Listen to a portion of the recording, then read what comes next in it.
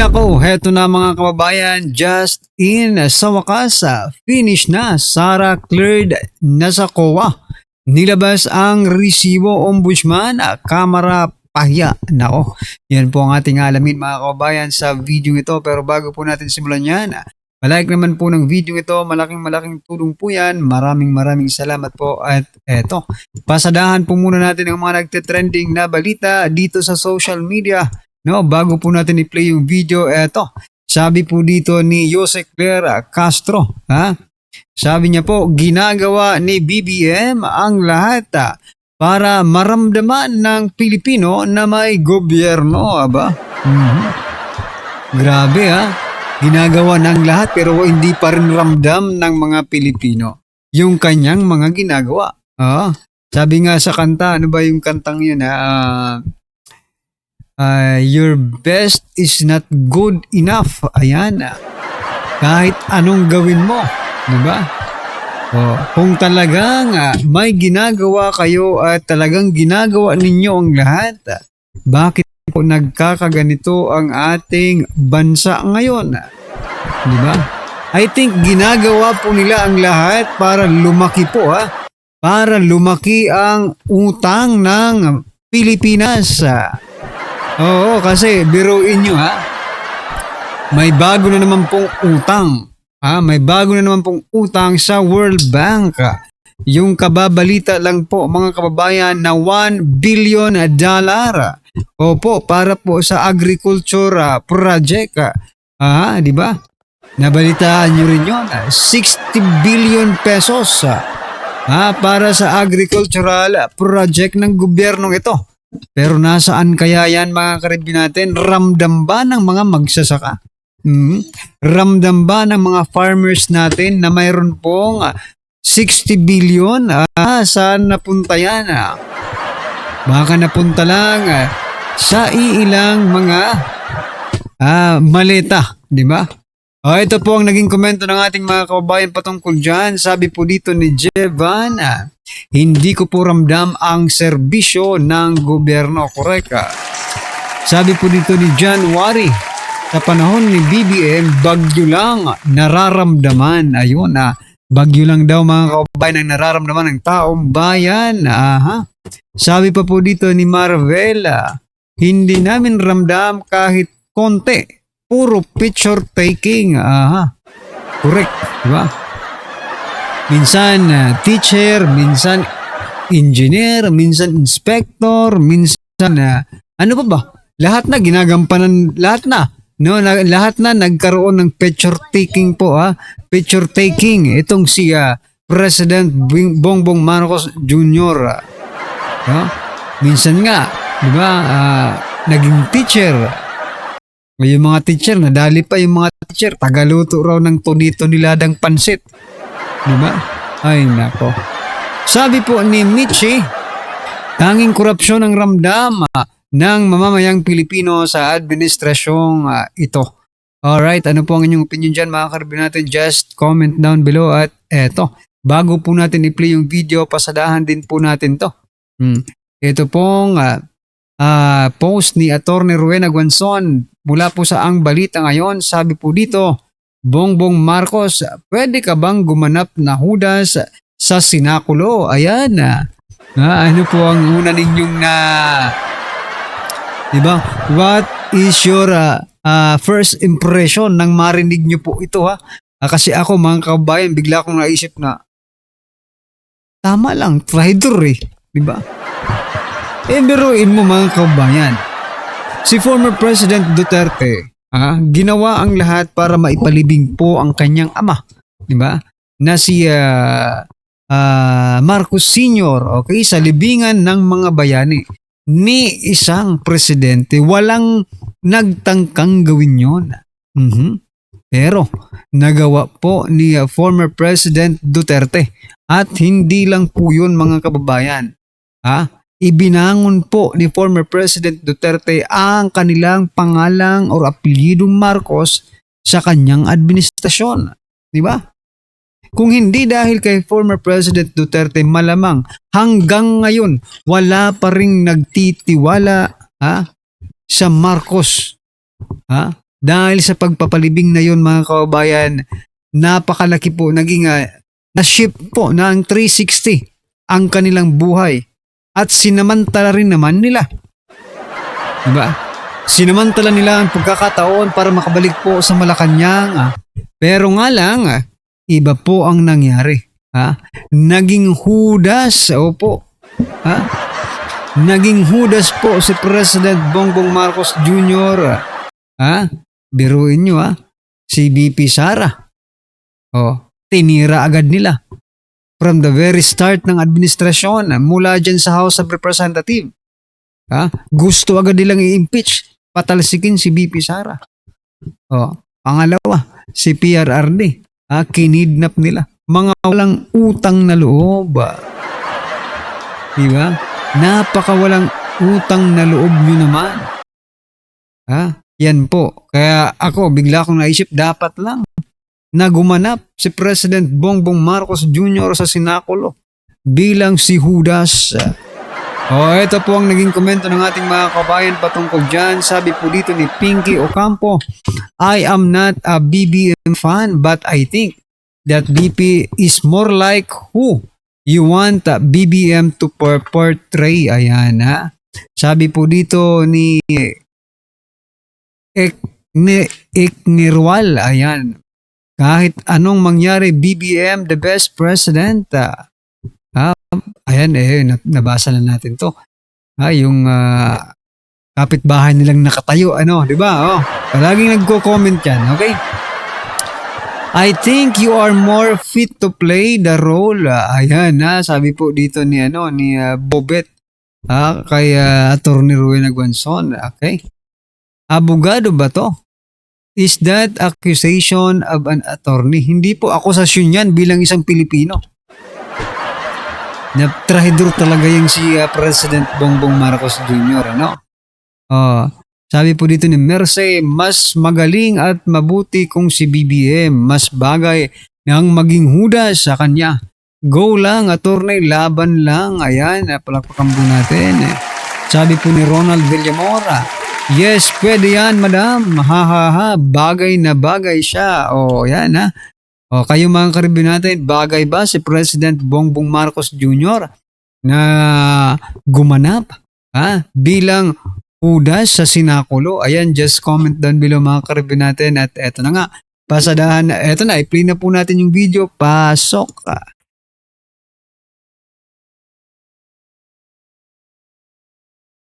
Ito ang magandang balita na dapat malaman ng taong bayan at tila ayaw ipalabas ng mga bayarang media. Kahit na anong pilit na paninira at gawa ng samut-saring kontrobersiya, ang Vice President na si Sara Duterte ay sadyang nananaig pa rin talaga ang katotohanan laban sa kasinungalingan dahil tila masyado na aniyang halata ang galawan nitong si Boying Remulla matapos kasi nitong tirahin kaagad ang confidential funds ni VP Sara Duterte nang ito ay maupo bilang bagong ombudsman para lamang umano mapabagsak ang mga Duterte at maipakulong si VP Sara. Subalit tila nasampal nga ito ng katotohanan at kahihiyan matapos na maglabas ng report ang Commission on Audit o COA na siyang nagpapatunay na unqualified report o malinis pa rin ang track record ng Office of the Vice President sa ilalim ng administrasyon ni VP Sara Duterte. Kaya't mukhang mapapahiya lamang. So, eto nga ang nakakapagtaka dyan mga kabayan. The House of Representatives, especially ito pong Committee on Justice, ni Luestro, sinasabi nila na may anomalyang ginawa si VP Sara. Pero, the institution, na kung saan siya talaga ang tumitingin kung may corruption ba or something na sila ang nag-audit, di ba? Yung auditor ng bayan, sinasabing walang korupsyong nagawa si BP Sara. So, what are the basis, Ano ang basihan, mga basihan ng Committee on Justice para sabihin po nilang mayroong ginawang kalokohan or korupsyon si BP Sara? Kayong sinasabi ng COA that there is none. Nako po. umano ang mga kongresista sa naturang latest report ng COA matapos nitong patunayan na malinis pa rin ang track record ng opisina ni VP Sara Duterte. Pero bago tayo magpatuloy, kung bago ka pa lang sa aking channel ay huwag mo nang kalimutang mag-like, comment at mag-subscribe para lagi kang updated sa mga susunod nating video. Walang problema, walang linakaw at walang korupsyon sa Office of the Vice President sa ilalim ng pamumuno ni Vice President Sara Duterte. Ito ang ilan sa mga naging komento ng ilan sa ating mga kababayan matapos na mag-viral sa mundo ng social media ang isang report ng Commission on Audit patungkol sa budget ng Office of the Vice President. Kaya't mukhang mapapahiya lamang umano ang mga kongresista sa naturang latest report ng COA matapos nitong patunayan na unqualified report o malinis pa rin ang track record ng opisina ni Vice President Sara Duterte. Taliwas sa kanilang mga ipinupukol na issue na magnanakaw umano si VP Sara. Kaya naman anong masasabi nyo dito mga kababayan? Grabe magnanakaw talaga si VP Sara. Yung very clear, no? Na mayroon ng ebidensya, mayroon pong nagsasabi, may mga witness na nagsasabi na itong politikong ito ay mastermind, no? Nang nangyayaring korupsyon sa ating bansa. Hindi nyo man lang sinabing magnanakaw ka. Which is na may history rin ang pamilya nila ng pagnanakaw. Diba? Pero eto, mga hinayumpak, parang mga santo. Ha? Hindi masambit-sambit ang mga pangalan sa mga investigasyon. Diba? Grabe kayo ha. At para sa buong detalye ng balita, narito't panoorin pa natin ang full video. Magandang umaga po, Manong Ted at Ms. Chacha. Magandang umaga rin po sa ating mga kababayan. Salamat sa panahon, Attorney. Go, Cha. Please go. Salamat nga po sa panayam, Attorney Michael. Attorney, unang punto po muna. Sabi nyo kahapon, sa proper forum po haharap si VP Sara. Para lang po malinaw, saan po ba yung sinasabi ninyo na proper forum? Kung ito po, Ms. Chacha, aakyat sa Senado, sa pananaw namin, no, yun na po yung proper forum. Explain ko lang po bakit namin sinasabi na yun yung proper forum. Kasi doon po sa liham na isinumbikan natin sa Committee on Justice the day before the hearing yesterday, which was Tuesday ko kami nagpadala ng sulat, pinilahad po namin doon no, ang aming objection dito sa proceedings na ikinaganap dahil sa aming pananaw, and again, with due respect to our law, pero ito naman ay posisyon ng defense team, sa aming pananaw po kasi pupunta na po tayo sa conduct of a trial, no? In fact, the word mini trial has been circulating. At yung mini trial po sa amin, malinaw naman sa salitang batas natin na pagdating sa initiation of impeachment proceedings, yan po ay kapangyarihan ng ang House of Representatives. Pero pagdating po sa trial or pagtatry ng mga impeachment cases, yan po ay sa Senado na. That's why ang posisyon namin ay this is already exceeding the jurisdiction of the House of Representatives. At dapat po kung talagang magkakaroon man ng ganitong semblance of a trial, talagang dapat sa Senado na po ito ganapin. Oh, Attorney Michael, sumagot po dyan no, ang mga members ng committee. Ang sinasabi po nila, clarificatory hearing pa lang naman daw po ito to determine the probable cause. Gusto ko pong malaman, sa tingin po ninyo, sa ginagawa ngayon ng Kamara, So, ito lang no, mga karibin natin. Bakit sila magkakaroon ng clarificatory hearing where in fact, in the very first place, no, sinasabi na po nila sufficient in substance, sufficient in ground, sufficient in form. Diba? Bakit kailangan pa ng clarificatory? Ibig sabihin hindi pa clarified, no? Yung kanilang mga sufficient, diba? So parang may mali. Bakit yung sinabing sufficient in ground where in fact wala pala kailangan pang i-clarify? Diba? Mali yan, di ba? Mali yan. Parang common sense lang, di ba? Oh. Parang common sense lang, mga kabayan. saan po ba sila lumampas sa kanilang mandato? Because according to them, it's just a clarificatory hearing. Opo. Again, our intention is only not to debate, no, but our intention is only to lay down ang posisyon natin para sa kaalaman ng ating mga kababayan para mas lalo nilang maintindihan ang ating posisyon. Sa atin po, when you are evaluating complaints, no, and for the pure determination of probable cause, dapat po ina-evaluate yan ay yung complaint mismo at yung mga ebidensya kung meron man na naka-attach doon sa mga reklamo o mga complaint na ihain. Sa atin po ngayon, nakita natin na lumalampas na kasi doon sa mga allegations ng complaint at doon sa mga naka-attach na ebidensya. In fact, ang kita nyo, nagpapasabina na ng kung ano ng mga dokumento na hindi naman naka-attach doon sa ating complaint. So sa tingin namin doon, nag-exceed na tayo doon sa exercise of just determining probable cause. At dahil po doon, nakikita meron din mga witnesses na pinapatawag. Kung yung witnesses naman po ay may mga affidavits na naka-attach doon sa complaint, malamang naman po ay masasabing clarificatory yan. Pero kung wala naman po mga affidavits or hindi naman po pasali mga witnesses sa mga reklamang hinahain, that is already in excess of the determination of probable cause at pupunta na po tayo sa nagmumukhang trial kung saan dapat sa Senado na sinagawa. Ang tanong po ni Chacha kanina ay yung inyong pagdulog para questionin po itong nangyayari ngayon na proceedings sa Kamara de Representante. I'm sure ang tanong ni Chacha ay pagdulog sa kataas-taasang hukuman. Opo, that possibility is always there po. No? It's a very real possibility. Although hindi ko pa po masabi kung talagang yan ang gagawin namin, inuna po muna namin talaga na ilahad the committee, out of due respect to the committee, kung ano ang opposition natin doon sa ginaganap na proceedings. But hindi ko po i-deny na that possibility is very real. It's always gonna be there. At it's one of the options that we are considering. Pero ayoko pa pong categorical magsabi na yan ang gagawin namin. Once meron ako pong kaming desisyon on that, that's something na pwede po natin pag-usapan.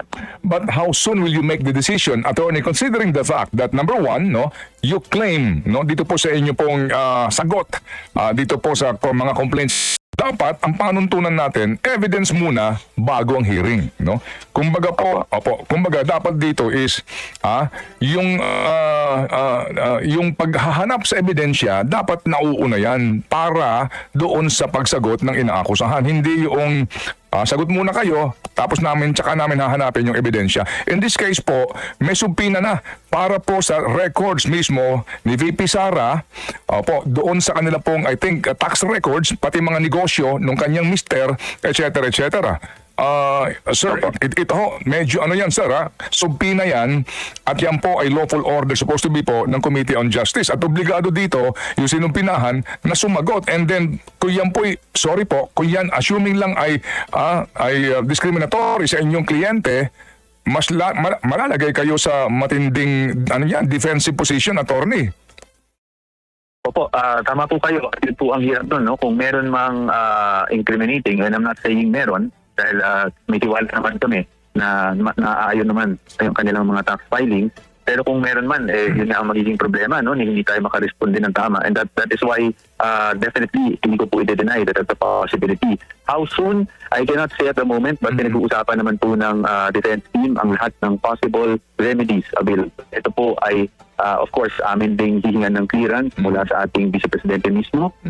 And So yan mga kababayan, ano po ang inyong opinion, reaksyon patungkol po dito? Just comment down below at syempre, huwag pong kalimutang i-like ang video ito. Malaking tulong po yan. Maraming salamat po.